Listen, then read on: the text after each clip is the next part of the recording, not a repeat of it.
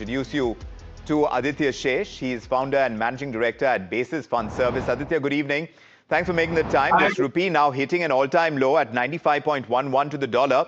That move, is that more about a powerful global dollar, or is India now facing specific domestic vulnerabilities, according to you?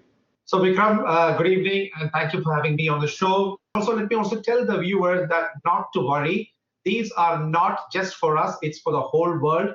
This is a pain that is coming in, and that may even prolong a little bit longer, and therefore we're going to brace for it. There's no need for panic. In fact, 1 year ago, I had predicted that we are in a world war situation. So my request is, let's not panic, because we have to wait through this, and we are not the only one affected in this problem.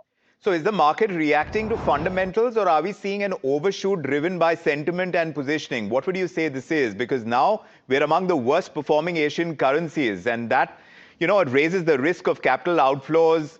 Are flows still stable because India remains relatively insulated compared to peers if you were to look at it from the brighter side? So let me tell you, Vikram, absolute currency is Maya.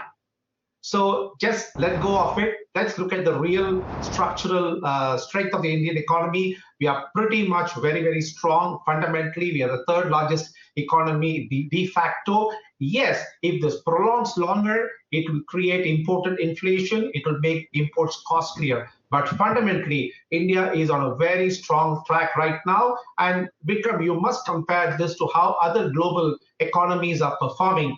Other global economies are far more in a difficult patch than the Indian economy is. So we must not look in absolute terms, we must look in relative terms. How much room do we have then, as far as the RBI goes? Do you see intervention as a signal tool to slow volatility?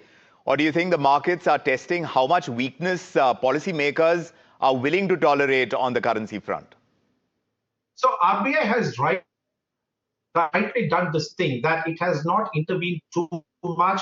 It is doing it gradually. It's a very calibrated effort. And remember, it is the front end, right? So it can do a few corrections, it can tweak it, it can sell the currency, it can buy the currency. But one must look at the economy that is underlying. Let's not forget that for the past 10 years, we have been building strategic reserves. We have been creating Atmanirbhar Bharat. We have been we are not fully convertible on the rupee. That's a big plus for us. Imagine we have done Vostro Nostro accounts with so many countries. We have done trade pacts with so many countries. In fact, you have today 156 Vostro Nostro accounts.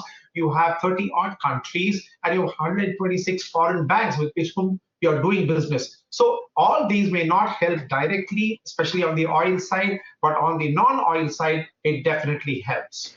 So from everything that you're watching on the Indian currency, what matters more for the direction it's likely to take? Is it going to be about the global cues like US rates, geopolitics, or do you think domestic factors like growth and inflation and fiscal discipline that will really guide the trajectory of the rupee from here?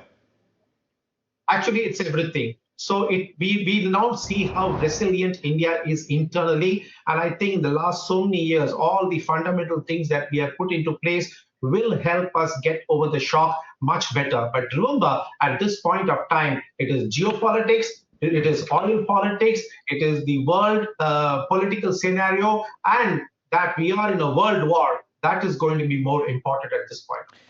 Meanwhile, we're watching the pressure build up on the rupee. It's quite clear. It's driven by the strong dollar, global uncertainty, of course, like you're pointing out, a market that is still searching for stability, even as the broader economy is holding up. But that is something we'll continue to track very closely. Aditya Shesh, many thanks for joining us with your insights on this.